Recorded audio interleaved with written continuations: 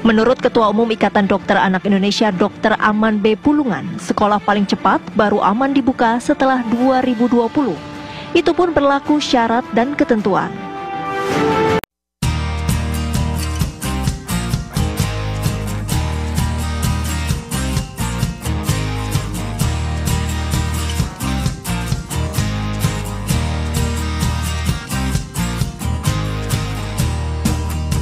Pemirsa, Ikatan Dokter Anak Indonesia memperingatkan kemungkinan 1 juta anak akan meninggal bila sekolah di seluruh Indonesia dibuka kembali saat ini. Federasi Serikat Guru Indonesia menilai di zona hijau sekalipun pembukaan kembali sekolah berpotensi menjadi klaster baru COVID-19.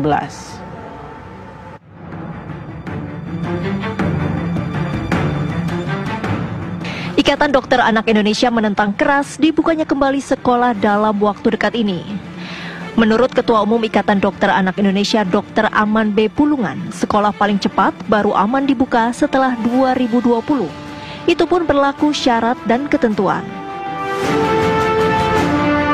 Kita didiklah anak kita di rumah dulu. Paling tidak kita tunggu sampai 2020. Bersabarlah kita dulu. Sampai nanti pemeriksaannya cukup dan kami lihat nanti kurva anak yang meninggal juga menurun. Tiap minggu masih menaik nih kurva anak yang meninggal. Tiap minggu masih naik kurva anak yang positif. Yang PDP juga masih menaik sekarang. Ya kan? Kami dihilir, kami yang merawat, kami tahu jadinya. Federasi Serikat Guru Indonesia menilai sependapat.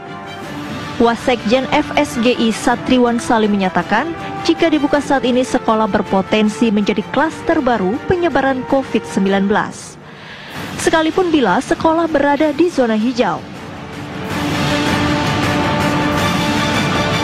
Sekolah itu satu hari bisa sampai 1.000 orang yang hadir kan di sekolah. Siswa kalau di SMP SMA itu bisa masing-masing sampai 700 siswa, 3 angkatan kan. Kemudian ada guru 50 sampai 60. Kemudian ada pegawai tenaga kependidikan, ada staf kantin dan seterusnya, bahkan ada orang tua yang mengantar. Ya kan, bahkan anggaplah di sekolah ada protokol kesehatan yang nanti kita bahas. Tetapi ketika dia pulang dengan menggunakan angkutan umum, kan tidak ada yang menjamin anak-anak kita atau guru akan steril kan dari penyebaran COVID ini.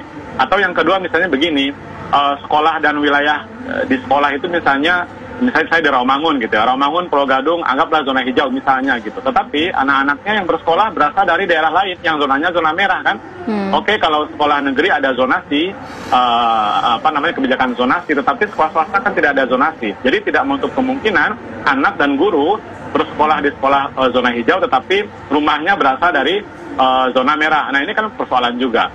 Jadi memang secara prinsipil kami berharap agar tidak buru-buru untuk membuka sekolah walaupun itu di zona hijau sekalipun. Itu dulu yang pertama, Mas Andro. Menurut Ikatan Dokter Anak Indonesia, pemerintah tidak boleh mengambil kebijakan coba-coba dalam hal membuka kembali sekolah.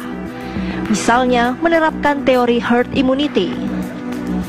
Karena dengan teori ini diperkirakan akan ada 1 juta anak Indonesia yang direlakan untuk meninggal.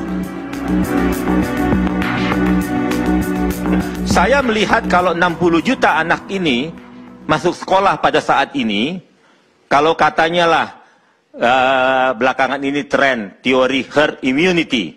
Jadi kalau 60 juta anak ini akan sekolah, kalau kita mau mengambil ini herd immunity, dibutuhkan 50% anak yang sakit. Jadi berarti 30 juta anak akan sakit. Pertanyaan saya, anak siapa yang akan sakit 30 juta ini? Nah, setelah itu dari 30 juta yang sakit, kita ambil mortalitasnya, angka kematian sekarang kita di Indonesia antara 2-5%, kita ambil angka tengah 3 atau 4%, jadi akan ada 1 juta anak yang meninggal. Saya tidak setuju. Anak siapa yang akan meninggal? Bagi kami dokter anak Indonesia, 1 anak meninggal pun tidak boleh. Tim TV One mengabarkan.